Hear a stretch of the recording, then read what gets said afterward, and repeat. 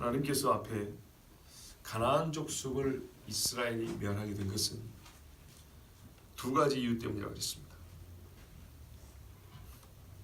첫 번째는 가나안 족속들의 사악한 죄로 말미암아 그들이 멸망을 당하게 됐다. 두 번째는 아브라함과 이삭과 야곱에게 주신 약속을 이루시려 함으로 그렇게 했습니다. 뭐하지 마라. 결코 너희가 스스로 의로워서 우리가 잘해서 의로워서 가나안 땅에 들어갔다 절대로 그렇게 생각하지 마라. 아멘. 경고하시는 맥락에서 이어지는 말씀이란 걸 우리가 알고 보셔야 됩니다.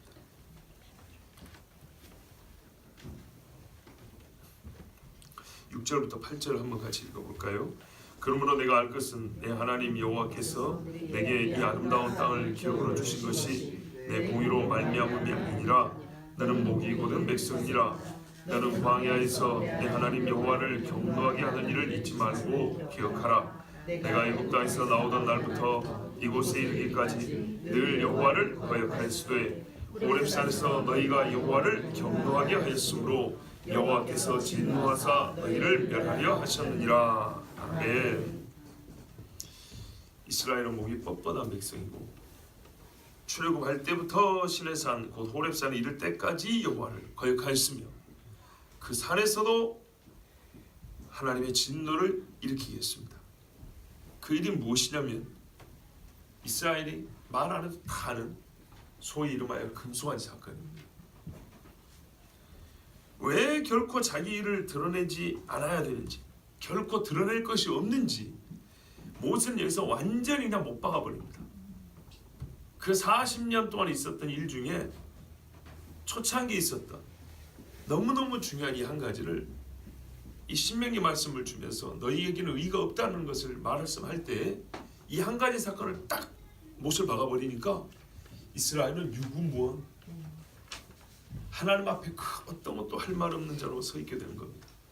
그런데 그게 바로 은혜 받을 준비가 되어 있는 것입니다. 아멘. 은혜를 잊지 않게 하려고 이스라엘에게 지금 그들의 죄를 기억하게 하는 겁니다. 우리가 그걸 생각해야 돼요. 부끄럽게 하려고 하는 게 아니에요. 본인은 부끄러우면 돼요. 그게 사는 거예요. 본인은 부끄러워야 돼요. 예레미야인가 에스겔인가 보니까 그랬어요. 부끄러워할 줄만 알아도 부끄러워하기만 해도 다행인데 그게 복인데 부끄러워할 줄도 모르는 자들은 어찌할꼬. 그러니까요. 이 말씀 가운데 솔직히 우리는 두 가지를 느끼면 돼요. 결론을 말하면 하나님 앞에 부끄러우면 돼요. 그리고 하나님의 은혜를 기억하고 감사하면 돼요. 모세가 그렇게 하려고 지금 이 말씀 주시는 거예요. 자, 그때 9절 말씀, 그때 그날을 한번 다시 기억해 보자는 겁니다. 출애굽기 24장 제가 한번 읽어드릴게요. 시간이 많이 가니까 제가 읽어드릴 테니까 여러분 눈으로 한번 보세요.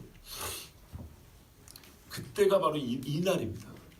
또 모세에게 이르시되 너는 아론과 나답과 아비후와 이스라엘 장로 70명과 함께 여호와께로 올라와 멀리서 경배하고 너 모세만 여호와께 가까이 나오고 그들은 가까이 나오지 말며 백성은 너와 함께 올라오지 말지니라. 자, 백성은 산 밑에 있고 70인 장로는 중턱쯤 있고 모세는 꼭대기까지 올라가. 모세가 와서 여호와의 모든 말씀과 그의 모든 율례를 백성에게 전하매 이제 이 전에 들은 거를 전했어요. 그들이 한 소리로 응답하여 이르되 여호와께서 말씀하신 모든 것을 우리가 준행하리라 약속했어요. 모세가 여호와의 모든 말씀을 기록하고 자 기록까지 했어요. 이른 아침에 일어나 산 아래에 제단을 쌓고 이스라엘 12지파대로 12기둥을 세우고 이스라엘 자손의 청년들을 보내어 여호와께 서로 번제와 화목제를 드리게 하고 모세가 피를 가지고 반은 여러 양푼에 담고 반은 제단에 뿌리고 자 번제와 화목제죠. 화목함까지 이르는 그런 관계가 됐어요. 자 피를 어떻게 해요? 양푼에 담고 제단에 뿌리고 언약서를 가져다가 백성에게 낭독하여 듣게 하니 그들이 이르되 여호와의 모든 말씀을 우리가 준행하리이다. 또 약속이 있어요. 즉 비준, 요즘 말하면 국회에서 인준한다 그렇죠. 모세가 그 피를 가지고 백성에게 뿌리며 이르되 자, 피 뿌림 받은 백성입니다. 이는 여호와께서 이 모든 말씀에 대하여 너희와 세우신 언약의 피니라. 자, 이 부분에 대해서는 여러 번 말씀드렸어요. 모세와 아론과 나답과 아비후와 이스라엘 장로 70인이 올라가서 자 화목하게 되었으니까 하나님 앞에 잔치하죠. 이스라엘의 하나님을 보니 그의 발 아래에는 천국을 편듯하고 하늘같이 청명하더라. 하나님이 이스라엘 자손들의 존귀한 자들에게 손을 대지 아니하셨고 그들은 하나님을 뵙고 먹고 마셨더라. 이게 화목하게 된 관계입니다. 여호와께서 모세에게 이르시되 너는 산에 올라 내기로 와서 거기 있으라. 자, 그렇게 한 상에 둘러서 밥을 먹었는데 하나님이 모세를 따로 불렀어요. 조금 더 올라와라 그랬어요. 너는 꼭대기까지 올라와라. 네가 그들을 가르치도록. 그 전에도 준 말씀이 있는데 더 해준다는 거예요.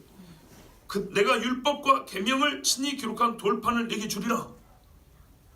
아시겠죠? 율법과 계명을 친히 기록한 돌판을 내게 주리라. 그러니까 너는 조금 더 올라와라 이랬어요.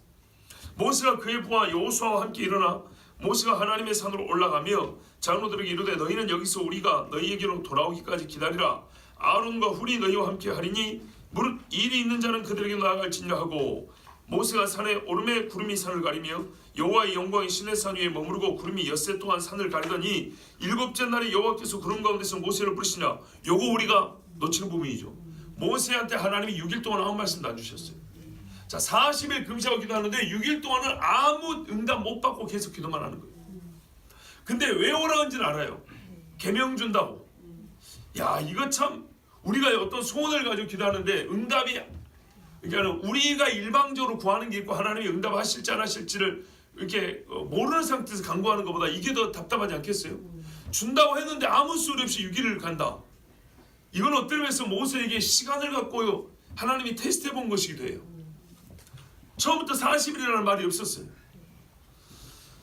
자, 일곱째 날에 여호와께서 구름 가운데서 모세를 부르셨습니다. 산 위에 여호와의 영광이 이스라엘 자손의 눈에 맹렬한 불같이 보였고, 자, 산 밑에서는 이스라엘이 뭘 봤어요? 맹렬한 불타는 산을 봤어요. 모세는 구름 속으로 들어가서 산 위에 올랐으며 모세가 40일 40야를 산에 있으니라. 요게 바로 그때입니다. 길죠? 근데 이것을 우리가 반드시 읽어야 될 이유가 있었어요. 자, 보세요. 모세는 산 위에서 40일을 금식하면서 기도했습니다. 이미 문서에 기록도 했고 언약서를 낭독했죠. 송아지 피를 흘려 인도 친 언약이지만 하나님께서 그것을 직접 쓰신 걸로 두 돌판에 써주시겠다 하니 바로 그 일이 남아 있어서 이래야 최종적으로 약속이 어떻게 하나님 편에서도 인을 치는 거예요. 하나님 편에서. 그래서 그 돌판을 받기 위해서 40주 40야를 금식하며 기도했다는 것. 여러분 이거 참 중요하게 생각해야 됩니다. 그 말은 모세가 40일 동안 공을 세워서 돌판 받았다는 얘기를 하려는 게 아닙니다. 뭔가 우리가 율법 하나님의 받은 계명에 대하여 너무 은혜하니까 너무 쉽게 생각하는데 나는 왜 40일 동안 하나님이 이 말씀을 주셨는지 정확히 그 일을 모르겠어요. 모르지만 분명한 거는 40일씩이나 걸려서 주었다는 겁니다. 돌판에 새기는 거 하나님이 순식간에 새겨줬어요. 뒤에 가면 나옵니다. 40일 내내 정으로 이렇게 쪼은 게 아닙니다. 그냥 순식간에 썩었습니다. 벨사사 왕이 열패에 소나타 쓴 것처럼 싹싹 긁어버렸습니다. 그런데 40일 동안 모세는 기도하고 밥도 못 먹게 할 이유가 뭡니까 도대체? 나중에 예수님이 예표하라고요? 아니요, 그거 안 해도 괜찮아요. 이거는 이대로 의미가 있어야 되는 거예요. 근데 이대로 의미가 무엇인지 잘은 모르겠으나 우리가요 그 깊은 것을 몰라도 딱 와닿는 게 뭐냐, 딱 이렇게 생각해요. 40일씩이나 기도하게 하셨단다. 율법 10계명 받는데 40일씩이나 기도하게 받단다. 하나님의 말씀 기도 안 하고 받는 거 아니란다. 적어도 이것만 배워도 충분합니다. 자, 아는 것은 모세의 공은 분명히 아니라는 것, 하나님의 말씀을 엄숙하게 받아야 한다는 것, 그건 확실히 알 수 있겠어요. 또 한 가지 우리가 성경을 통해 아까 알 수 있는 거 뭐냐면 모세가 40일 중에 6일은 하나님이 아무 말씀도 안 하시는 중에 그 침묵 속에 모세는 인내해야 됐다는 겁니다. 40일 중 6일이 지나서야 하나님은 말씀하기 시작했다는 거고 34일 동안 금식하며 계속 말씀을 받았다는 겁니다. 이 중간에 받은 말씀은 25장부터 31장까지 6장에 걸쳐 기록되어 있습니다. 이 6장에 걸쳐 기록된 말씀을 하나님은 34일 동안 모세에게 조금 가르쳐 주셨습니다. 그 중에 대부분은 성막과 제사장에 관한 이야기입니다. 이제 이 언약을 계속 지켜나가기 위해서 이스라엘 백성이 끊임없이 이 언약 안에 머무르기 위해서 해야 될 언약적 행위, 그것을 할 수 있도록 우리 주님이 가르쳐 주신 그 말씀들이 25장부터 31장까지 기록이 되어 있습니다. 그리고 32장에 이제 돌판을 주시는 겁니다. 자, 그러면 이 34일 동안, 앞에 6일 빼고 34일 동안 하나님이 이것을 가르쳐 주는 데는 바로 그만큼의 시간이 필요했다는 거고, 그 가르침을 받는 데는 항상 뭐가 있어야 한다고요? 기도와 함께. 말씀을 받을 때 뭐가? 기도와 함께. 기도와 말씀 이렇게 같이 가는 거예요. 자, 25절 31절에 그 동안에 하신 말씀이 있다고 그랬습니다. 40일 동안에 받은 말씀 맨 끝에, 31장 맨 끝에 여호와께서 시내산 위에서 모세에게 이르시기를 마치신 때, 자, 이 말씀을 다 주신 다음에 증거판 둘을 모세에게 주시니 이는 돌판이요 하나님이 친히 쓰신 것이더라. 예, 40일째 되어서 돌판을 쓰게 주는데 이걸 이름하여 뭐라 그래요? 증거판이라고 불렀어요. 뭘 증거한다는 거예요? 하나님이 약속한 내용들을 이 둘 돌판이 다 증거한대요. 오늘 참 이 십계명에서 또 다른 통찰을 얻는 시간입니다. 좀 한 번 더 들어보십시오. 자, 일단 10절과 11절 보면 이 여호와께서 두 돌판을 내게 주셨나니 그 돌판에 글은 하나님의 손으로 기록하신 것이요. 자, 출애굽기 31장 제일 마지막에 그렇게 있죠. 하나님 친히 쓰신 거예요. 너희의 총회 날에 여호와께서 산상 불 가운데서 너희에게 이르신 모든 말씀이니라. 40주 40년을 지난 후에 여호와께서 내게 돌판 곧 언약의 두 돌판을 주시고 그랬습니다. 자, 마지막 날에 세 개 주셨는데 하나님이 직접 써주신 돌판입니다. 하나님은 이스라엘이 여전히 총회로 모여있는 기간에, 그러니까 전체 백성이 다 알 수 있는 이 공적 회집 시간에 주셨습니다. 이 날이 무슨 절기일까요? 후에 이날은 오순절입니다. 오순절입니다. 중요한 날입니다. 제가 분명히 설교했습니다. 첫 번째 오순절이라고. 네, 그죠? 이 언약반 이날이 원래 첫 번째 오순절입니다. 그래서 신학적으로 매우 중요한 사실 한 가지 적시되어 있는데, 그것은 하나님께서 불 가운데 이르신 모든 말씀이 두 돌판에 기록되었다는 겁니다. 10절 끝에 되어 있죠. 우리는 돌판에 십계명이 기록되어 있다는 것을 알고 있습니다. 그렇죠? 그런데 뭐라고 성경을 하면 여호와께 이르신 모든 말씀이 거기 있답니다. 분명히 십계명밖에 없는데 모든 말씀이랍니다. 그럼 이것은 우리가 십계명을 다르게 생각해야 된다는 뜻입니다. 십계명을 이해함에 있어서 우리가 얼마나 넓은 계명에 대한 지식과 깊은 영적 통찰을 가지고 있어야 십계명을 온전히 이해할 수 있다. 그것을 우리가 배우는 겁니다. 또한 십계명만 잘 연구해도 어떻게 해요? 전체 율법을 다 배울 수 있다, 이런 말이에요. 십계명은 잘 보세요. 나머지 수많은 율법의 추가 사항으로 준 게 아니에요. 아니면 보세요. 다른 율법을 주셨는데 그 중에서 중요한 것만 뽑아서 따로 쓴 게 아니에요. 모든 율법의 정수요 압축팔과 같은 거예요. 다시 봐보세요. 다른 율법이 있고 10개만 따로 더 중요해 이렇게 중에 따로 도시락 싸준 게 아니고, 또는 여러 율법 안에서 자 시금치 하나 뽑아내고 단무지 하나 뽑아내고 이런 것처럼 한 줄 한 줄씩 빼가지고 요약판으로 10개 이렇게 만들어 온 게 아니에요. 이렇게 뽑은 게 아니고 전체를 쫙 싸면 십계명이 나오는 거예요. 아멘. 십계명을 풀었으면 반대로 풀었으면 뭐 한다고요? 전체 율법이 되는 거예요. 이렇게 이해해야 되는 거예요. 십계명. 자, 불 가운데 주신 말씀이라고 했어요. 히브리서 12장 18절 21절도 보니까 이날에 받은 말씀을 이렇게 설명하고 있어요. 너희는 만질 수 있고 불이 붙는 산과, 역사적 사건은 만질 수 있고 침침함과 흑암과 폭풍과 나팔 소리와 말하는 소리가 있는 곳에 이런 것이 아니라, 그러니까 이거는 예수 믿는 사람들이 하는 말이에요. 그럼 요거는 언제냐? 이거는 구약에 시내산에 있는 사람들이 경험했던 거예요. 이렇게 무서운 광경이었어요. 그 소리를 듣는 자들은 더 말씀하지 아니하시기를 구하였으니 이는 짐승이라도 그 산에 들어가면 돌로 침을 당하리라 하신 명령을 그들이 견디지 못함이라. 그 보이는 바가 이렇듯 무섭기로 모세도 이르되 내가 심히 두렵고 떨린다 하였느니라. 모세도 떨리는 가운데 하나님 앞에 나간 불이 바로 이 시내산의 불이었고 지진, 이 진동이었어요.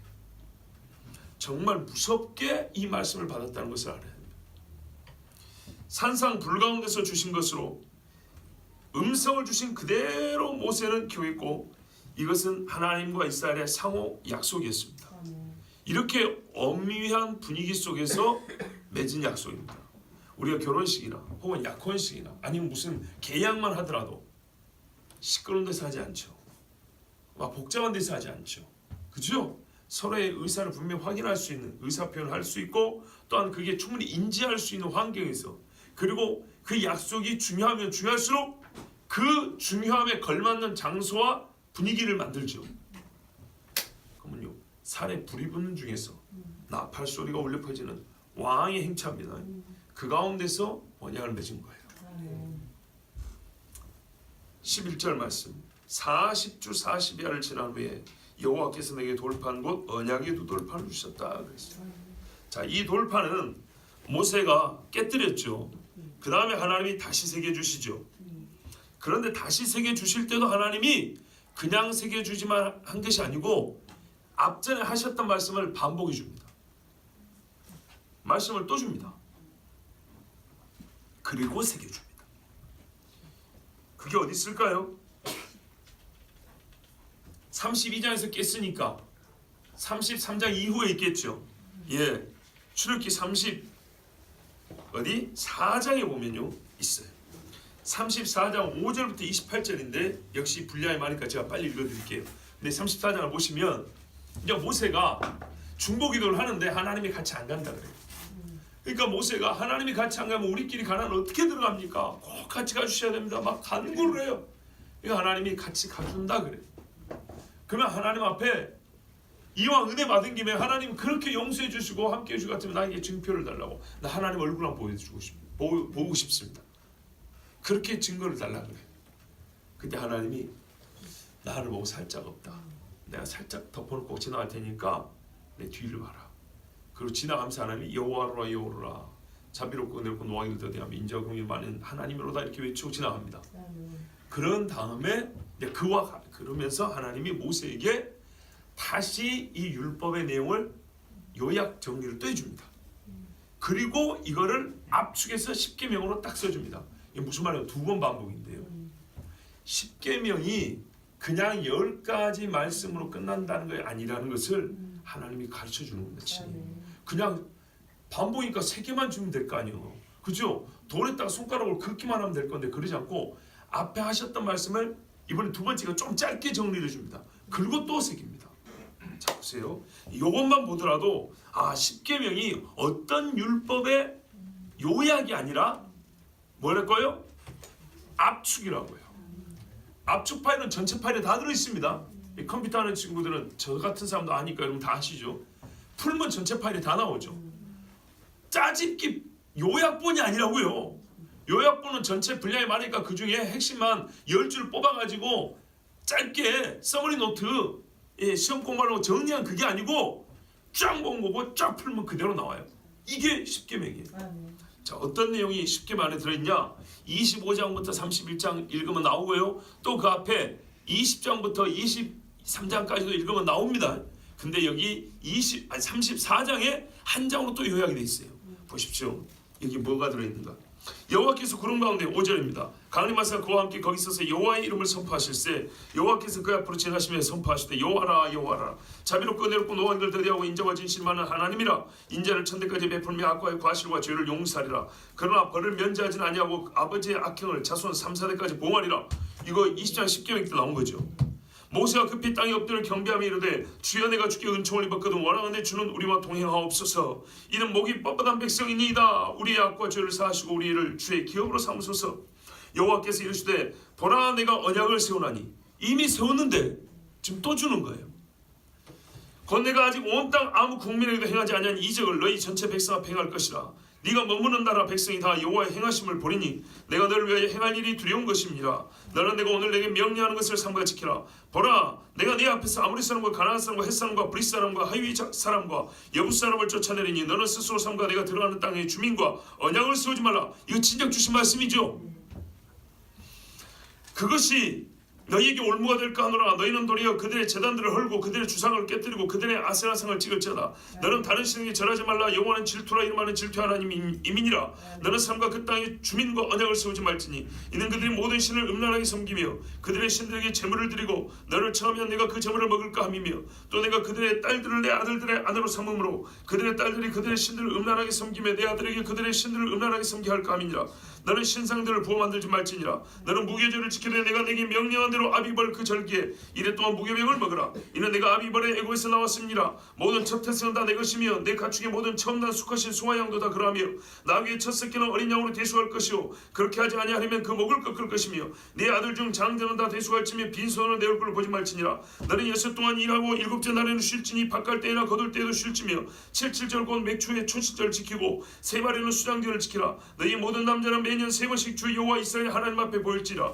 내가 이방 나라들을 내 앞에서 쫓아내고 내 징을 넓히리니 내가 매년 세 번씩 여호와 내 하나님을 뵈러 올 때 아무도 내 땅을 탐내지 못하리라. 너는 내 제물의 피를 유괴병과 함께 들이지 말며 유월절 제물을 아침까지 두지 말지며 내 토지 소산의 처음 익은 것을 가져다가 내 하나님 여호와의 전에 드릴지며 너는 염소 새끼를 거미의 젖으로 삼지 말지니라. 여호와께서 모세에게 이르시되 너는 이 말들을 기록하라. 내가 이 말들의 뜻대로 너와 이스라엘과 언약을 세웠음이라 하시니라. 자, 이렇게 또 기록하라 그럽니다. 그리고 모세가 여호와와 함께 40일 40야를 거기 있으면서 떡도 먹지 아니하였고 물도 마시지 아니하였으며 여호와께서는 언약의 말씀과 십계명을 그 돌판에 기록하셨더라. 이게 모세는 이 말씀을 손으로 기록하고 하나님은 자기 하신 말씀을 딱 10마디로 어떻게 해요? 그 전체를 싹 싸잡아서 돌판에 하나님 손으로 기록하고. 그래서 어떻게 해요? 우리 국가적으로 조약할 때도 서로 사인해서 교환하죠. 이렇게 해서 하나님이 돌판을 주시고 이거를 언약궤에 담아갖고 당기겠어요. 그게 무슨 말이냐면 보세요. 언약의 돌판을 갖고 다녔다는 것은 하나님은 육체가 아니기 때문에 모세는 두루마리를 취할 필요가 없지요. 근데 인간 입장에서 말이죠. 국가가 서로 교환을 하죠. 그러면 상대 국가의 서명 나량을 내가 가지고 있습니다. 이게 증거입니다. 당신이 이렇게 한다 했어요. 그러니까 십계명은 우리에게 주신 명령이고 계명이면서 동시에 하나님의 약속입니다. 하나님의 약속을 하나님이 자기 사인해가지고 어떻게 해요? 이스라엘에 준 거예요. 내가 이렇게 지켜준다고. 그러면 이스라엘은 그 약속을 맨날 붙들고 댕겨요. 무슨 말인지 알겠죠? 우리가 만약에 미국하고 무슨 약속이면 미국 대통령 쓴 사인을 청와대에 보관하고 있다고요. 그래서 뭔 일이 있으면 보여주는 거예요. 여기 대통령 사인 있지 않냐고. 미국 대통령이 2005년에 사인한 거, 이거는 2008년에 사인한 거, 이거는 2019년에 사인한 거, 이렇게 내세우면 어떻게 해요? 꼼짝없이 그 나라는 의무를 이행해야 되죠. 조약을 이행해야 되죠. 바로 그런 말이에요. 이거는 하나님 편에서 아브라함에게 뭐죠? 짐승 쪼여놓고 하나님의 불만 지나간 것처럼 내가 지킨다고 한 것처럼 하나님 편에서 자기 사인이던 약속을 이스라엘에게 품속에 던져준 거예요. 내가 이렇게 지킨다고. 내가 안 지키면 이걸 증거로 나한테 지키라고 너희들 요구하라고. 이렇게까지 주신 게 십계명이에요. 그러니까 그 십계명 안에 뭐가 있다고요? 전체 율법이 다 들어있는 거예요. 그러나 이제 이스라엘 편에서는 어떻게 하죠? 우리가 다 준행하리이다. 우리가 다 준행하리이다 그랬죠. 그리고 자기들이 하나님께 받은 말씀 다 썼고 읽고 준행한다 그랬죠. 핏불 맞았죠. 마찬가지예요. 이스라엘도 그렇게 해야죠. 똑같이 해야죠. 그러면 안 지키면 어떻게 해요? 짐승 쪼개버린 것처럼 어떻게 해요? 쪼개버린다 그랬죠. 맞아요. 하나님께서 쪼개버렸잖아요. 나라 쪼개버렸죠. 집안으로 쪼개버렸죠. 부모 아저씨 쪼개버렸죠. 다 쪼개버렸어요. 언약이 이런 겁니다.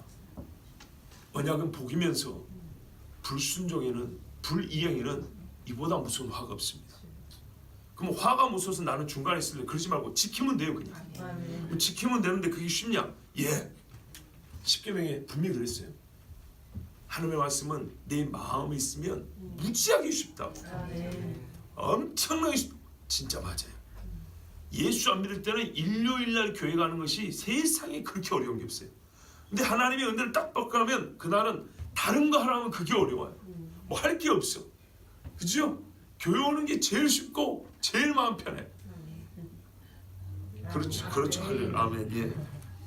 자, 여러분, 왜 십계명을 언약의 말씀, 언약의 두 돌판이라 하는지 이제 알겠죠? 근데 참으로 안타까운 현실은 우리가 십계명을 언약의 말씀으로 들어본 적이 거의 없다는 겁니다. 십계명? 언약. 십계명이 새겨진 두 돌판을 언약의 두 돌판으로 배우지 못했다는 것이 참 안타까운 점이에요. 그래서 많은 신학자들도 그리 못 배워놓으니까 십계명의 언약적 가치를 알지 못하므로 역사 중 어느 한때를 위한, 그러니까 구약의 어느 한때를 위한, 또는 한 민족 이스라엘을 위한 종교적인 규례와 인류 보편적 윤리를 담긴 계명, 그러니까 여호와만 섬겨야 종교적 계명이다. 아니면은 사랑하라, 부모 공경하라, 살인하지 말라는 인류 보편적인 윤리 규정이나 담은 정도로 이렇게 생각하는 거예요. 그것도 아니면 계명이라고 부르지도 않아요. 유식하게 뭐라고 그래요? 유식하게 그냥 10마디 말씀, 이렇게 말하는 경우 있죠. 신학자들이 그렇게 부르죠. 그저 10가지 말들 이렇게 편회하기까지 이르렀습니다. 그러나 하나님은 말씀합니다. 십계명은 언약이라 그랬고 계명이라 그랬습니다. 하나님의 이 언약은요, 예수님까지 연결되죠. 그죠? 예수님 뺀 언약은 없습니다. 다른 언약 없습니다. 한 가지 언약입니다. 그러니까는 이 십계명은 예수님과 연결이 되어 있는 말씀이고, 또한 우리가 이거를 지킴으로 뭡니까? 그러니까 구약 시대 사람들의 삶을 본받는 게 아니라 이 계명을 지킨다는 것은 그 언약의 준수 아닙니까? 예수님 안에서 사는 우리의 모습도 최소치는 어디 있다고요? 이 십계명에 있다고요. 자, 그래서 누차 말씀드린 게 예수를 믿으면 율법은 기본으로 지킨다고요. 기본으로. 이제 이 십계명이 언약이라는 말씀을 이제 여러분 확실히 눈으로 확인했으니까 동의되시죠? 그거예요. 근데 이 세상 사람들은 그저 10가지 말씀 이래가지고 아주 그냥 막 풀어대는데 도대체 언약이 어딘지 찾을 수가 없습니다. 여러분, 언약 백성은요, 십계명을 지키는 것을 당연하고 가장 기초적으로 여깁니다. 우리는 그 이상도 즐거이 행하는 자가 되어야 합니다. 실제로 사도들은요, 즐거이 행했어요. 봐보세요. 이방인들이 들어올 때 몸매 죽인 거, 핏째 먹는 거, 우상 숭배하는 거, 음행하는 거 말고 다른 거는 상관하지 말자 그랬어요. 그랬더니 이방인들이 예수 믿고 개참으로 살던가요? 그 4가지 빼고 나머지는 지들 마음대로 살던가요? 아니죠. 광야 이스라엘보다 훨씬 깨끗하게 살아요. 그러니까 바울이 얼마나 기뻐가지고 편지 않습니까? 그죠? 베드로도 얼마나 기뻐가지고 그냥 막 칭찬하지 않습니까? 그 4가지만 하지 마라 그러는데 사람들이 우리식 그래요. 야, 4가지만 하지 마라 그랬어? 이랬을 거예요. 대한민국 교인들은. 근데요, 초대교회 교인들이 그래 안 했어요. 이 4가지 안에 담긴 의미가 뭐냐 도대체? 뭘 하지 말라는 거냐? 한마디로 얘기하면 거룩인데 이 4가지를 하지 말라는 것은 사실상 그 안에 있는 영적 원리를 추론해 보면 이것도 안 된다는 것도 저것도 안 된다는 거다. 또 반대편으로 보면 이건 해야 된다는 거다. 이건 적극적으로 해야 되고 이건 즐거워야 된다는 거다. 참 그렇게 이스라엘 사람뿐만 아니라 이방인들이 그렇게 하는 복음을 들었어요. 그들의 윤리성이 전혀 약해지지 않고 옛날 이스라엘보다 훨씬 나았어요. 봐보세요. 이스라엘은 하나님이 이렇게 출가시켰는데 우상 숭배했죠. 근데요, 이방인들은 우상을 버리고 주님께 나왔어요. 그 4가지 하지 마라 그러는데 더 했어요. 그래서 바울도 빌레몬한테 그러잖아요. 그 오네시모를 돌려보내서 네가 내가 말한 것보다 더 할 줄 아노라. 이게요, 빌레몬의 한 말이 아니고 예수님이 복음을 전해준 사도들과 신앙인들에게 다 공통적으로 기대하는 바예요. 너는 내가 하는 거 더 할 줄 아노라. 야, 이게 우리 예수 믿는 사람들이지 그저 막 굳이 이거 하나 지키니 못 지키니 이거 좀 창피하지 않습니까? 기본이에요, 기본. 자, 보십시오. 우리는요, 비교하자면 옛날 구약시대 최고로 정결하고 거룩한 사람 나시린 있죠. 나시린은 기본으로 돼야 되는 거예요. 비교하자면 삼손보다 나아야 되는 거예요. 사무엘도 나신으로 큰 사람이거든요. 이게 말하면 삼손처럼 살아야 돼요. 삼손처럼. 그거 가능합니다. 왜요? 성령이 임하십니다. 그렇죠? 성령이 죄와 사망의 법에서 우리를 해방시켰다잖아요. 하나님의 의의 법 안에서 우리를 살게 한다잖아요. 성령이. 근데 이거 못한다는 건 우리가 성령을 무시하는 거예요. 불신이에요, 불신. 할 수 있습니다. 자, 성령이 바로 나에게 임하셨기 때문에 충분히 할 수 있습니다. 자, 12절을 보십시오. 바로 그 순간, 바로 이 순간 무슨 일이 일어나냐? 하나님이 속히 내려가라고 합니다. 돌판 준 그때 하나님은요, 산 아래에서 일어나고 있는 일을 알고 계셨습니다. 제가 이 본문을 읽으면서 가장 이해하기 힘든 부분이 이거였어요. 금송아지를 세우는 일이 여러분 하루아침에 됩니까? 뭐 요만한 거 세웁니까? 아니죠. 이따만한 거 세웁니다. 저 멀리 있는 사람도 볼 수 있어요. 금이니까 피가 번쩍번쩍하게. 또 광도 내야 될 거 아닙니까? 보니까 주물로 부어 만든 거예요. 그러면 막그 삐뚤삐뚤한 부분들이 막 사포로 긁어야 될 것이고 그래야 되겠죠. 처음에 어떻게 했어요? 사람들이 모세가 늦게 온다. 이걸 문제시하는 데 걸리는 시간. 그럼 우리 어찌할 것이냐? 지도자가 없는데. 그렇죠? 서로 웅성웅성 되다가 모세가 없다는 건데 참 놀라운 거죠. 모세가 없으면 사람 지도자 쓰면 되잖아요. 아론 당신이 모세 대신 하고 갑시다 이러면 되잖아요. 근데 희한한 게 뭐냐면 모세가 어찌 됐는지 모르는데 하나님을 대신할 가짜 하나님을 세우자 그러잖아요. 그죠? 성경에 뭐라 그래요? 너희가 여호와와 모세를 믿지 않았다 이렇게 돼 있어요. 모세는 사람이지만 이 맥락에서는 거의 하나님처럼 여겨지고 있어요. 즉 완전한 하나님의 사람이 여겨지고 있어요. 그래서 모세가 없다는 말은 어떤 의미예요? 그냥 인간 지도자 하나 없다는 의미가 아니라 하나님과 떨어져 있는 그런 식으로 이해하고 있어요. 이스라엘이. 자 보세요. 자 이래가지고 이 사람들의 어떤 결론이 나올 때까지 우리를 인도할 신이 필요하다. 요 합의를 하는 데 시간이 걸렸겠죠. 그걸 가지고 이제 임시 지도자인 누구를 찾아합니까? 아론에 맡겨왔죠. 아론 후라이고 맡겨왔죠. 그래도 아론이 좀 낫지. 형이니까. 그래서 아론한테 찾아갔어요. 그래서 이만저만 얘기하니까 아론이 고민했을 거 아닙니까? 왜냐하면 자기가 제사장 임명 받을 건데 금송아지 섬겨야 됩니까? 아무래도 아론이 모세와 같이 바로 앞에서 섰었는데 고민했겠죠. 근데 결국에 사람 못 이겼어. 아론이 허락을 했어요. 방법까지 가르쳐줍니다. 너희 금붙이 내놔라. 그 사람들 이제 수고했겠죠. 기술자 뽑아야죠. 녹여야죠. 준물이니까는 이 틀도 만들어야 되죠. 부어 만들었다 돼 있거든요. 부어서.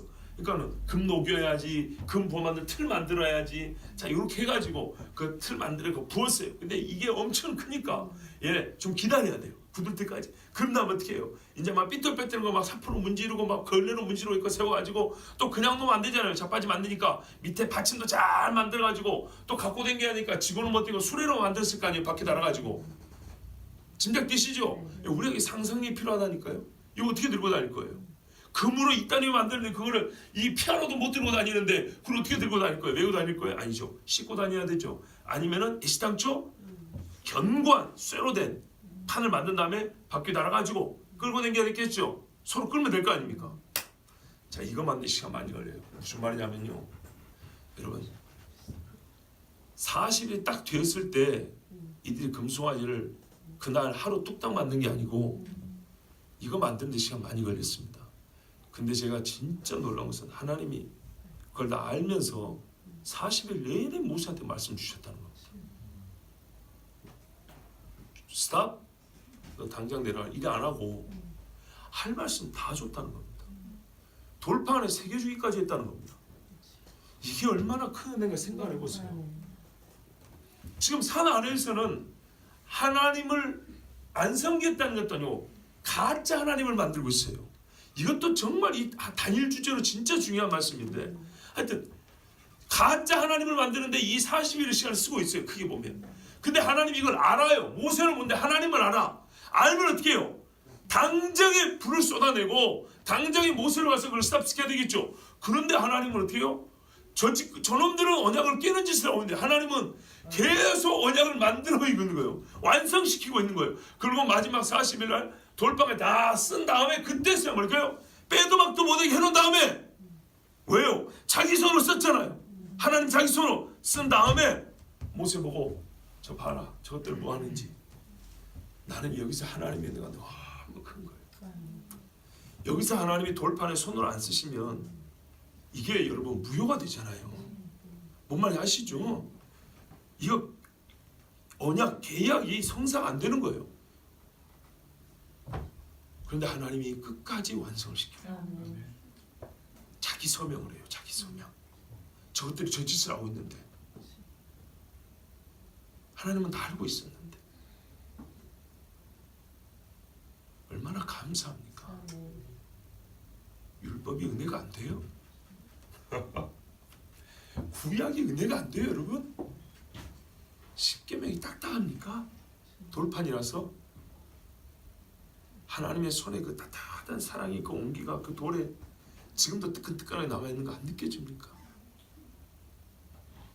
40일 근데 하나님은 이 백성이 주신 말씀 다 주고 자기 손으로 서명까지 다 해서 모세 손에 들려보냅니다. 불순종과 그러니까 하나님의 은혜와 인간의 죄가 맞닥뜨린 그 순간 그 자리에 서 있는 중보자는 어찌해야 됩니까? 어찌해야 됩니까?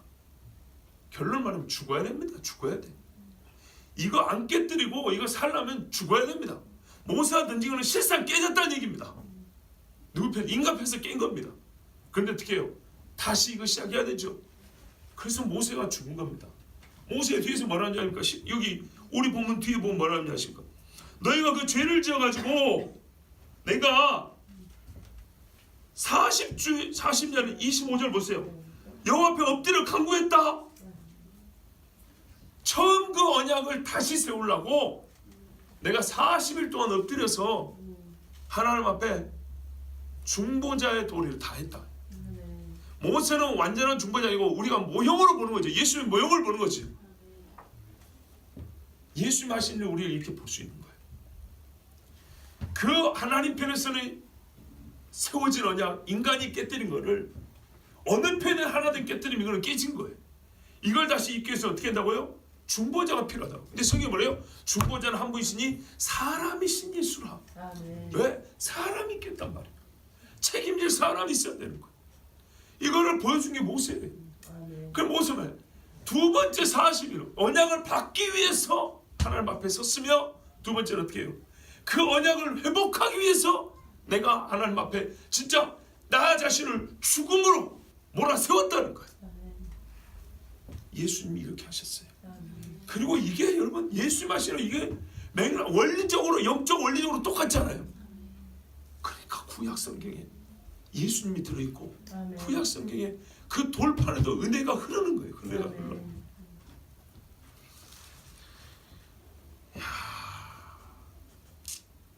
목이 곧은 백성이여 너희의 의로움이 어디 있는가? 모세가 지금 뭔 말하고 있는지 아시겠죠? 너희의 의로움이 어디냐 도대체? 너희가 그 밑에서 금수환이 만드는 동안에 하나님이 위해서 다 알면서도 언약을 계속 주시고 자기 손으로 쓰셔갖고 나한테 언약을 너희 눈앞에 보여주라고 보내셨다.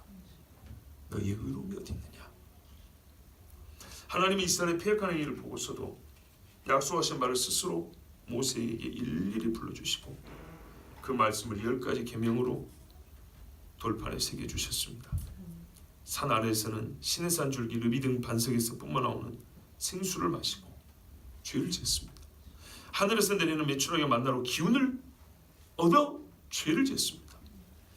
불과 며칠 전에는 출애굽의 목적대로 여호와께 제사를 드리고 언약을 맺고 난 다음에 송아지의 피로 자기들 스스로 인을 치고 이제는 하나님의 인을 받으려고 시내산으로 모세가 올라간 바로 그날 이들은 하나님을 대신한 가짜를 만들었습니다.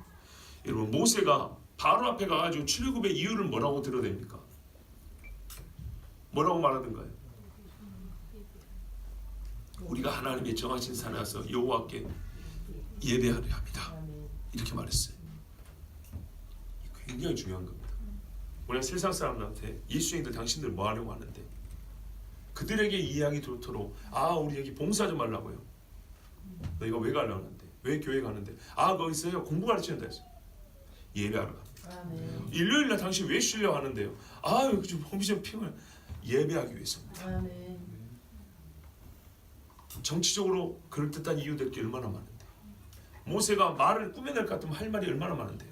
절대 그러면 안 돼. 계속 똑같은 소리 합니다. 우린 예배해야 된다. 예배해야 된다. 예배해야 된다. 예배해야 된다. 누가? 이 사람 다 예배해야 된다. 예배해야 된다. 그래서 시내산에 와서 예배했어요. 그런데요 그 다음번 예배의 대상을 바꿔버렸어요. 뭘 먹으면서요? 만나 먹으면서. 저기 시내산의 그 옆에 르비딤 반석 거기서 나오는 물 마시면서 반석에서 나오는 물 마시고 시내산에서 불 붙은 건 그 엄청난 광경을 보면서 금송아지 만들었어요. 이게 가능합니다 여러분. 이래서 죄가 무서운 겁니다. 이게 가능하다니까요.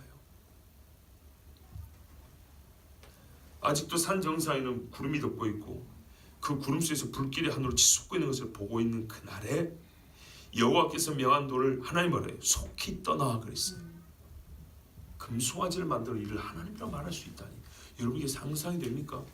나 같으면 안 하겠죠. 바로 나 같으면 안 하겠다는 그 사람들이 여기 다 몰려 있습니다. 우리는 그렇지 않을 것 같습니까? 교회가 부패하고 병들 때 그 속도가 어떻든가요? 혹시 경험해 보신 분 한번 생각해 보세요. 기억해 보세요. 그 부패하면 속도가 어떻더냐고요. 그 누룩이 퍼져나가는 속도가 어떻더냐고요. 금송아지 만들다 말이 퍼져나가는 속도가 어떻더냐고요. 바울이 애써 복음을 전했던 갈라디아 교회가 왜 복음의 기초부터 다시 들어야 합니까? 우리는 갈라디아서에 복음의 정수가 또 들어있다 그럽니다. 그죠? 왜 그랬습니까? 왜 그렇게 되냐면 갈라디아 교회가 다시 들어야 됐기 때문입니다. 덕분에 우리는 복음을 다시 배우게 됐는데 안타까운 일입니다. 갈라디아 교회는 복음을 다시 들어야 될 상황이 처했기 때문입니다. 슬프게도 바울한테 배운 교회가 왜요? 이유가 이렇게 돼 있잖아요. 그리스도의 은혜로 너희를 부르신 이를 이같이 속히 떠나 다른 복음을 따르는 것을 내가 이상히 여기노라. 바울의 생각에도 이해가 안 될 정도로 속히 복음에서 떠나버린 거예요. 이게 가능하기 때문입니다. 그래서 갈라디아 교회는 복음을 다시 들은 거예요. 처음부터. 아시겠습니까? 그 덕에 우리는 복음의 정수를 배우는 은혜를 누리지만 굉장히 교회 역사에서는 슬프게 받아들여야 되는 사건이고 정말 타산지석으로 우리는 절대 이런 일을 겪으면 안 된다는 그런 경고, 경각심을 가지고 들어야 될 말씀이 갈라디아 말씀입니다.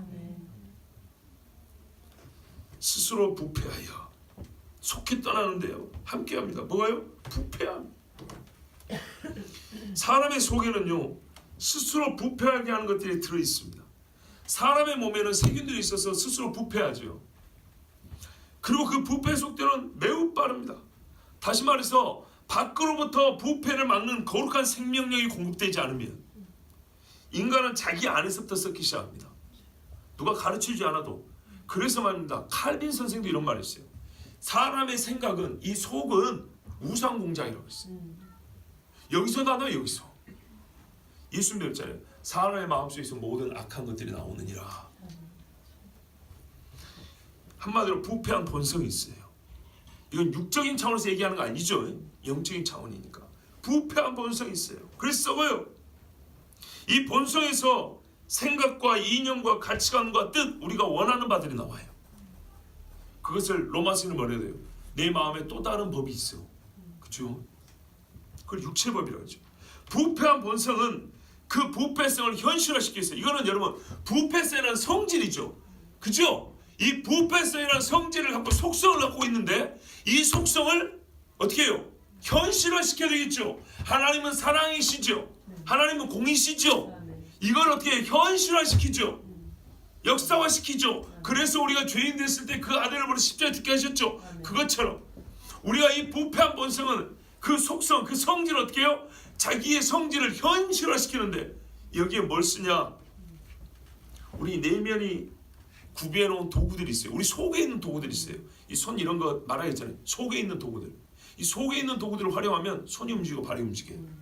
속에 있는 도구들. 우리가 이름하는 사고방식, 관념, 이데올로기, 가치관, 그리고 어떤 경험들, 물속의 경험들, 또 그 경험에 대하여 내가 갖고 있는 해석. 무슨 말인지 아시죠? 또 조금 그러면 선호도, 기호, 이런 것들, 또는 어떤 관계성, 그리고 사람에게서 얻고 싶은 뭐예요? 명예. 이런 것들을 우리의 부패한 본성은 본성을 현실화시킬 수 있는 내면의 내적 도구로 삼아요. 그러면 이것들이 이제 속에서 막 움직이죠. 자동차 엔진 피스톤 푸짝푸짝 움직여요. 그럼 어떻게 해요? 거기에 따라 손발이 움직이고 말이 나와요. 이것들이 모두가 한꺼번에 새롭게 되지 못하면 그중 어느 하나라도 남아있으면, 그러니까 한마디로 본성적 변화를 입지 못하면 이 중에 한 가지라도 작동을 하기 시작하면 금세 떠나게 되는 거예요. 예를 들어서 음행을 생각해 볼까요? 부패한 본성이 음행을 일으키게 하죠. 그죠? 음행이 남아있어요. 이게 새롭게 되지 않았어요. 그러면 어떻게 해요? 예배 드릴 때만 괜찮아요. 순식간에 몸을 끌고 다녀요. 순식간에 눈을 저리 돌려요. 뭔 말인지 충분히 다 이해하시죠? 그래요. 이 사람들이요, 완전한 번성력 변화를 입지 못한 거예요. 그래서 이들 속에서 뭐예요? 애굽에서 봤던 거, 애굽의 우상 숭배는 휘황찬란하거든요. 이거 진짜 우리 한국식으로 표현하면 삐까뻔쩍하거든요. 그 국력에 걸맞는 우상 숭배라거든요. 그러니까요, 이거 남아 있었어요. 하나님을 섬기는 것이 완전하게 되지 않으니까, 이게 완전히 속사람이 확 변하지 않으니까, 그 변하지 않는 속사람에게서 이제 부패한 본성에서 부패한 죄가 나오는데, 첫 번째 나오는 게 뭐냐면 그 여러 도구들 중에서 가장 강력하게 힘이 있는 것, 최고로 힘이 강하게 있는 것, 그게 뭘까요? 우상숭배 경험이잖아요. 봤던 것. 이것이 제일 먼저 작동을 해요. 그럼 그 다음에는요, 더불어서 음행이 작동을 해요. 그죠? 그 다음에 뭐예요? 여러 가지 이제 뭐 기타 등등, 이건 말 안 해도 그냥 자동으로 따라오듯이.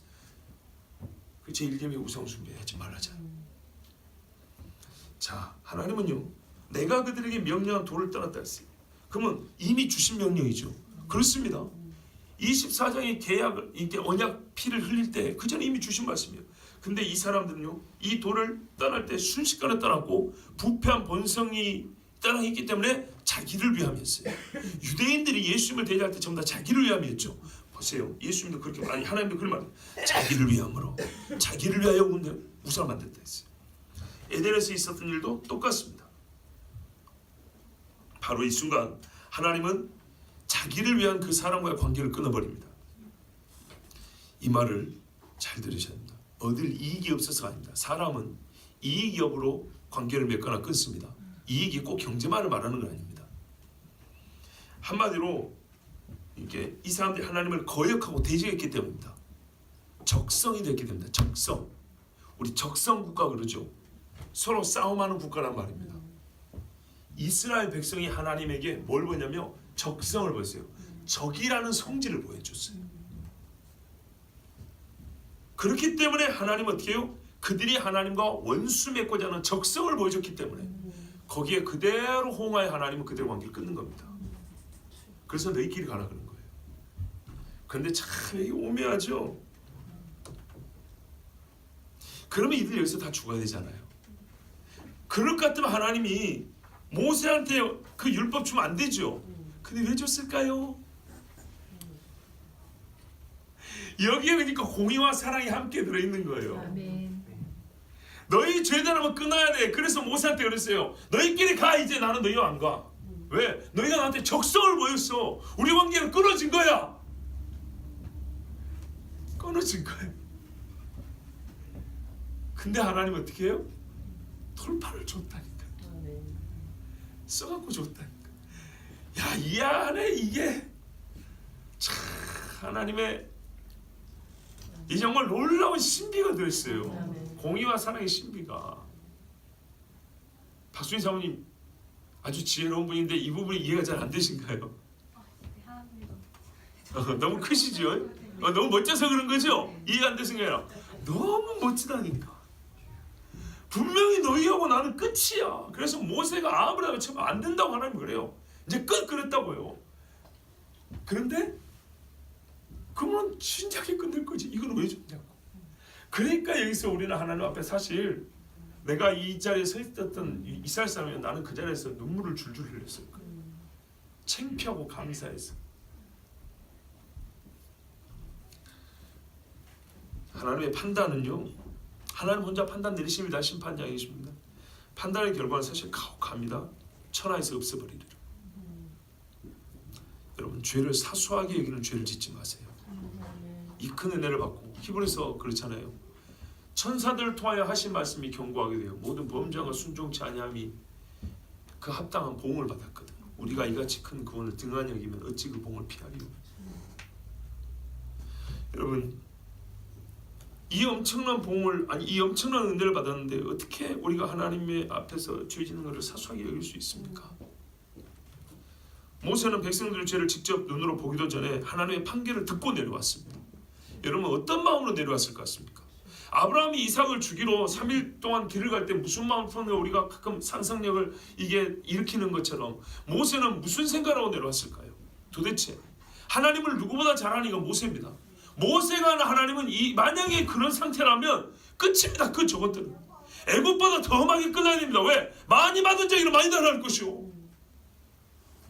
하나님을 모욕해도 유분수지. 애굽은 몰라서 그렇다 치고.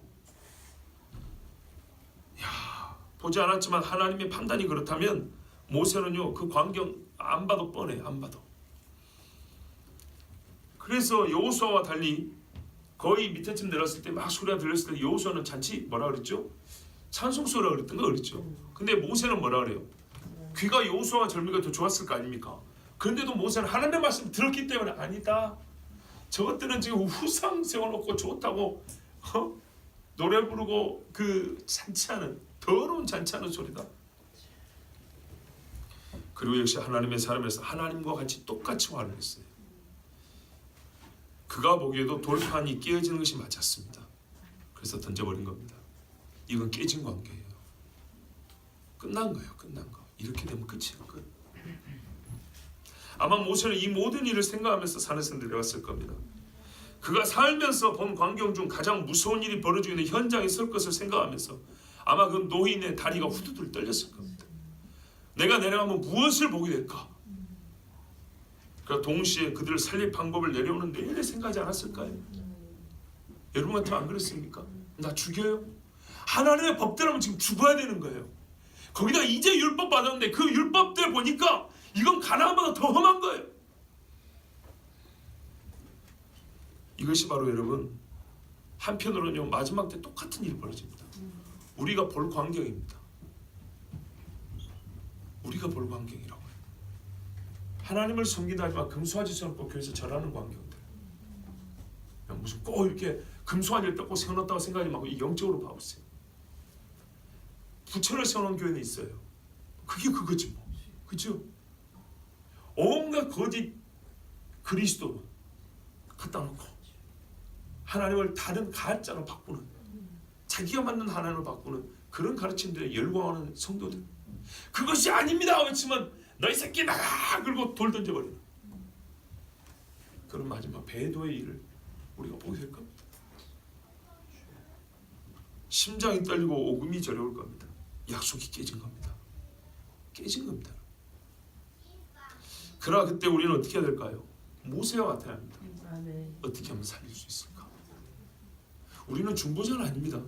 모세도 완전한 중보자로 말하기 합니다. 그는 중보적 위치에 있었던 사람. 우리 보고 제사장이라면 우리는 중보적 위치입니다. 그래서 우리는 기도해야 됩니다. 모세처럼 다리가 후들을 떨려 정말 교회가 타락하고 폐역한 그 현장 속에서 더러운 교회에서 나 혼자 남아있다 할지라도 내 같은 사람이 뭘 할까 하는 그래도 이 떨리는 심장을 붙들고 무언가를 해야 하는, 도대체 이 타락한 백성은 무언가를 해야 하는 그런 자리에 우리가 서 있을 때가 올 것입니다. 내가 돌이켜 산에서 내려오는데 산에는 불이 붙었고 언약이 두 돌파는 내 두 손에 있었느니라. 산에 여전히 불이 붙어 있었다고 하니 이스라엘 죄는 얼마나 심각합니까? 하나님의 언약이 두 돌파는 모세의 손에 있었습니다. 산 위와 아래의 차이는 현격하며 좁힐 수 없는 듯합니다. 그런데도 하나님께서 이미 아시면서도 약속을 끝까지 새겨주셨다는 말은 지혜로운 사람은 다 아는 거죠. 깨졌으나 다시 싸매실 분이고, 바로 이 모든 전 과정 이후의 이스라엘 역사까지 포괄적으로 하나님이 가르쳐 주시고 이 모든 있었던 일 하나님의 은혜 헤세드라고 하죠. 이걸로 보여주신 게 호세아서잖아요. 뭐라요? 찢으셨으나 다시 싸매실 것이요. 바로 그겁니다. 모세는 분명히 그걸 알았을 겁니다. 그래서 모세는 자기 할 일을 알고 내려온 겁니다. 그렇지 않고서야 하나님이 다 아시고서 왜 이 돌판을 하게 준단 말입니까? 참 신비로운 하나님의 언약이고, 이 언약 안에서 한 백성이 얼마나 참 존귀한 위치에 서 있는지, 이 중보적 위치라는 것이 얼마나 존귀한 자인지 우리는 정말 가슴에 새겨야 됩니다. 이 말씀을 보면서 사람이 눈을 들지 않으면 하나님의 불도 볼 수 없습니다. 제가 이전에 그랬죠. 죽은 자를 살려줘도 내 눈을 못 믿겠다는 사람이 있다고요. 지금 산에 불이 계속 붙어 있습니다. 모세가 무엇을 하러 갔는지도 알고 산의 불이 여전히 붙어 있다는 것은 여호와께서 계속 임재해 계신다는 뜻이고 모세도 살아있다는 뜻입니다. 그런데도 이스라엘은 과감하게 겁없이 여호와 앞에서 진짜 여호와 앞에서 다른 여호와를 만들었습니다. 판만 깔려지면 다른 예수 만들기 쉽습니다. 사람 수만 적절히 모이면 새로운 진리를 만들기는 어렵지 않습니다. 여론만 형성되면 살아있는 모세도 죽은 자로 만들 수 있고, 대세만 기울어지면 대제사장이 될 아론은 사람의 영광을 사랑하여 하나님을 겁없이 쳐다보는 자가 될 수 있습니다. 대형교회가 그렇던데요. 교단이 그러던데요. 요즘에 대세가 그래요. 사람들이 하는 말들이 그래요. 그렇게 사실랍니까? 여호와 앞에서 그래서 다른 여호와를 만들어 섬기겠습니까? 그런데 우리가 하는 말을 그렇게 고치죠. 사람들이 그래요. 요즘에 다른 교회들 다 그래요. 그러지 마세요. 그게 진리와 관계된 문제라면 사람들의 말은 하나 중요하잖아요. 생과 사의 문제라면 그거는 들을 가치가 1만의 가치도 없어요. 아멘. 오직 여호와의 말씀만 들어요. 그들이 나를 보내줍니까? 아닙니다. 여러분, 제가 이 말씀을 마치면서 본문 해석으로 인한 즐거움이나 통찰로 인한 만족감보다는 솔직히 저는 좀 슬픔이 더 큽니다. 그냥 이런 일이 있었다는 것이, 이런 일이 있었다는 그 자체가 너무 슬프고, 사실 부정할 수 없이 우리가 이렇게 살아왔다는 것이 슬프고, 또 앞으로 이런 일이 분명히 있을 것이기에 나는 슬픕니다. 정말 우리가 한탄을 한다면, 내 속마음을 그대로 말한다면요, 나 이렇게 말해요. 어이할고 마지막 시대요. 어이할고. 여호와의 불을 앞에 놓고도 성령을 내려준다고 그러잖아요. 불 붙는 교회들을 보고도 대세는 어떤다고요? 금송아지 만들어 놓고 이것이 우리의 하나님이라고 하나님 앞에서 다른 하나님 만들어 놓고 섬기고, 이 마지막 배도의 물결이 곧 있어 우리에게 밀려올 텐데 여러분, 어이할고. 어떤 분이 이런 말을 했어요. 어떤 선교사가 레위기 26장이나 신명기 28장 보면 하나님의 축복 말고 그 저주가 기록되어 있죠. 거기 어떤 저주가 있냐면 순서가, 너희가 여호와를 버리면 백성을 미워하는 지도자가 세워질 것이요, 그 다음에 먼지와 티끌을 공중에 날리리라. 여러분, 저는 다른 이유도 찾아낼 수 있습니다. 다른 이유가 없다는 것이 아니라 지진이 일어날 때 지질학적인 이유가 있지요. 그렇죠? 그렇지만 여러분, 우리는 지질학적인 이유만을 찾지 않냐고 신앙적 이유도 찾습니다. 하나님의 언약적 이유도 찾죠. 즉 성경적 이유를 찾는다는 겁니다. 마찬가지입니다. 우리가 지금 말하는 미세먼지라는 것, 화학적인 성분들도 많고 여러 가지 이유를 찾을 수 있습니다. 그런데 여러분 생각해 보세요. 우리나라만 자동차가 많습니까? 미국 뉴욕은 어떻습니까? 미세먼지 이야기 하던가요? 일본 도쿄는요? 인구 밀도가 얼마나 높고 차가 얼마나 많고요. 그죠? 근데 거기는 미세먼지 얘기 하던가요? 가난한 나라도 수도는 박 터집니다. 사람들 사는 게. 아시죠? 바글바글합니다. 미세먼지 얘기 하던가요? 안 합니다. 재밌죠? 재밌어요. 독일의 수도가 미세먼지 얘기 하던가요? 프랑스 파리가, 이탈리아 로마가 미세먼지 얘기 하던가요? 안 하죠. 그 나라들이 못 살아서 그런가 보죠. 그 나라들은 워낙 깨끗하고 먼지가 안 나가 보죠. 자동차도 안 타고. 그죠? 희한하죠.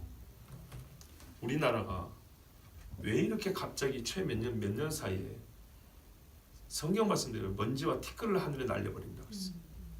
왜 그럴까요? 그래서 이 말씀을 볼 때 우리가 생각하는 거예요. 우리나라가 하나님과 언약적 관계가 있다고 생각하는 거예요. 그렇게 말하는 부분이 있는 거예요. 자, 그거를 찾기 위해서 제가 대한민국 헌법의 역사에 관한 책을 한 권 샀어요. 그걸 찾아봤어요. 그랬더니 이렇게 돼 있더라고요. 우리나라 1919년도에 임시정부를 세우죠. 그게 소위 말하는 대한민국, 민국이라고 말하는 최초의 정부입니다. 그 최초의 정부에서 공식적으로 나온 최초의 문서가 뭐냐면 대한민국 임시헌장이라는 겁니다. 1919년 4월 11일에 나왔어요. 3.1운동 있고 한 달 있다 나온 거예요. 그때 세 문건이 있는데 거기에 똑같이 신과의 연합, 신과의 관계가 얘기되어 있어요. 기가 막힙니다. 뭐라 되냐면 대한민국 임시헌장에 시작하는 첫 문구가 이렇게 되죠. 신인일치로, 어렵지 않죠? 신인일치로 중회 협응하여 한성에 기의한지 36일 이러고 나갑니다. 무슨 말이냐면 신과 사람이 일치돼서 하나 되어서 안팎으로 함께 힘을 모으고 응하여 서로 그러니까 이렇게 하나가 되어서 그래서 한성에 저 서울에서 뜻을 모아 일으킨 지 30일이 좀 더 됐다. 이렇게 하면서 시작을 합니다. 이 첫 문장입니다. 그리고 대한민국 임시헌장 제7조에 뭐라고 되냐면 대한민국은 신의 의사에 의하여 건국한 정신을 세계에 발휘하며 신의 의사에 의하여 여러분 조선이 아닙니다. 유교국가 조선 얘기하는 게 아닙니다. 대한민국이요. 대한민국은 신의 의사에 의하여 그러니까는 신이 세워졌다는 겁니다. 나라를 세울 때 신의 의사에 의하여 우리가 미국입니까? 우리가 이스라엘입니까? 근데 이렇게 돼 있어요. 신의 의사에 의하여 건국한 정신을 세계에 발휘하며 진하여 계속 나아가 인류의 문화급 평화에 인류 문화와 평화에 공헌하기 위하여 국제연맹에 가입함 이렇게 돼 있어요. 자, 이것은 이제 행위가 되니까 아직 임시잖아요. 국제사회에서 우리가 신의 의사에 건국한 정신을 세계에 발휘하기 위해서 이 세계 무대로 나가겠다. 이게 제 7조에 돼 있어요. 그 다음에 선서문이 있어요. 대한민국 선서문. 그 중간 부분에 우리의 유한한 일적의 혈이 무슨 말이에요? 우리의 흐르는 한 방울의 피가 한자 표현で해석하는 거예요. 자손 만대의 뭐와 복영의 가이요. 이 중간 한자는 제가 아직 못 읽겠어요. 찾아봐야 되는데 하여튼 이게 뭐냐면 자손 만대의 뭐와 복영의 가이요. 그러니까 뭐냐면 대가다 그 말이에요. 그러니까 우리가 지금 흘리는 한 방울의 피는 우리 자손들이 번창하고 복받고 영광을 누리는데 대가로 지불하는 것이다. 이렇게 돼 있고 그 다음에 신의 국의 건설의 귀한 기초이니라. 멋지죠? 하나님 나라를 건설하기 위한 귀한 기초이니라. 뭐가? 우리의 한 방울의 피가 흐르는 내 한 방울의 피는 신의 국의 건설의 귀한 기초이니라. 여러분 세상에 이게 한 3페이지도 안 되는 이 짧은 문건 안에 하나님과의 연합이라는 이 표현이 하나님과 관계된 이 국가 정신이 3번 기록이 되어 있어요. 이걸 어떻게 하나님과 우리 세웠습니까? 그때 당시 여러분 국무총리 누군지 알아요? 이승만이 이승만. 초대 총리 이승만이에요. 이승만 박사가 그때 당시에 그 뭡니까? 기독교 박해인가 이 책을 썼어요. 감옥에 있을 때부터. 그리고 우리나라가 세워지기 위해서는 다른 것이 없다. 오직 기독교 정신, 즉 기독교 신앙 외에는 이 나라가 제대로 설 방법이 없다. 아까 제가 7조 했죠. 그 앞에 1조 보면 대한민국은 공화주의 국가 이렇게 돼 있다. 이거 어디서 배운 걸까요? 이게 전부 다 유학자들이 쓴 글인 줄 아십니까? 한자 표현이 있으니까. 아니에요. 유학자가 아닙니다. 요즘 말하면 신식학자들입니다. 거기에 보면은 무슨 장관 누구, 무슨 장은 누구 이렇게 다 보면은 우리가 다 알만한 사람들이에요. 근데요, 이 문건을 기록한 사람들은 그 중에 최고 높은 사람이 있을 거 아닙니까? 국회의장도 있을 거고 총리도 있고 그죠? 여러분 믿는 사람들이 쓴 글입니다. 예수 믿는 사람들이. 그러면 보세요. 이 납품이 대한민국을 처음 써요. 대한민국이 시작될 때 어떻게 했다고요? 하나님과 이렇게 약속 맺었다고. 이 약속을 맺었는데 어기머쩐다고요? 백성을 미워하는 지도자가 설 것이요 먼지와 티끌을 하늘에 날려버린다고 했어요. 그럼 어떻게 돼요? 사람이 해를 못 보고 살아요. 하나님 말씀 안에서 우리가 우리의 지금 현 시국을 해석하고 바라볼 수 있는 눈이 있어야 돼요. 이게 예수 믿는 사람입니다. 성경이 없는 사람은 화학적으로 설명해요. 기상학적으로 설명해요. 그러나 성경이 있는 사람은 성경으로도 설명할 수 있어야 돼요. 그게 1차예요. 사실 그게 1차. 그러면은 우리가 지금 뭐하고 있다고요? 우리 스스로 돌판 깨고 있는 거하고 똑같은 거예요. 교회들이 하는 짓들을 뭐라고요? 사람의 영광을 해요. 사람의 영광을 해요. 사람의 영광을 사랑하여. 여러분 우리가 어디로 돌아가야 될까요? 복음성했죠. 여호와께로 돌아가자 그러죠. 정확히 그것밖에 없어요. 모세처럼 다시 시내산 올라가는 겁니다. 살려달라고. 다니엘처럼 나는 안 그랬는데 이러지 마시고 정말 우습게로 듣지 마세요. 우습게로 듣지 마세요. 다니엘처럼 나와 내 백성은 우리 선조들과 나는 죄를 지었습니다라고 하나님 앞에 온 백성이 진짜 시리아 방성대곡이라고 그러죠. 옛날에 한일합병 될 때 온 백성들이 땅을 치면서 울었죠. 그렇게 돼야 돼요. 대한민국 백성이 하나님 앞에 그렇게 울어야 돼요. 여러분 우리가 대표로 한두 사람 울어주면 이 나라 죄가 사해질까요? 하나님하고 농담하지 마세요. 나만 봐도 죄가 한두 가지가 아닌데 우리가 교인인 내가 지은 죄도 한두 가지가 아닌데 교회 덩치들이 지은 죄가 얼마나 크며 이 나라 백성이 하나님 앞에 국가적 약속을 해놓고 하나님을 저버린 죄가 얼마나 큽니까? 진짜로 회개해야 됩니다. 회개를 아무리 해도 지금 너무너무 부족해요. 저도 그렇고 여러분도 그렇고 우리가 회개하는 것은 지금 가슴을 치는 것도 아니고 땅을 치는 것도 아니고 떼굴떼굴 굴러다니는 것도 아니고 옛날에 평양 대붕 때는 한 번 기도하면 밤새도록 땅방을 대굴대굴 굴러다녔다고 그랬어요. 선교사들의 편지에 나와 있어요. 너무 무서웠다 할 정도예요. 자기들이 예수 믿으면서 이런 광경 처음 봤다 했어요. 그래서 하나님이 전국에 진짜 부흥의 불길을 타오르게 해주셨어요. 성경의 원리는 똑같아요. 하나님의 법은 똑같아요. 우리의 속사람이 새롭게 되지 아니하면 우리의 겉모습도 새롭게 되지 아니하고 이 나라 살 길 없습니다. 진짜요. 말로 걱정하는 게 걱정이 아니에요. 예수쟁이들은 진짜 모세처럼 서는 거예요. 언약이 깨졌으면 깨졌다고 던져버리는 거예요. 그리고 어떻게 해요? 깨진 이 상황을 보고 너희는 저주받아라. 하나님이 나보고 새 백성 만들어준단다. 나는 좋다 그러지 않고 주여 나를 같이 멸하소서라고 바울처럼 그렇게 같이 하나님 앞에 붙들려 있는 거예요. 그런데 여러분 세상은요 이렇게 기도하는 사람은 우습게 여깁니다. 니네 기도 없어도 살아 우리 이렇게 말합니다. 몰라서 하는 소리. 우리가 스스로도 그렇게 생각합니다. 내 기도가 뭐나 될까? 내 기도가 무슨 힘이 있을까? 아니요.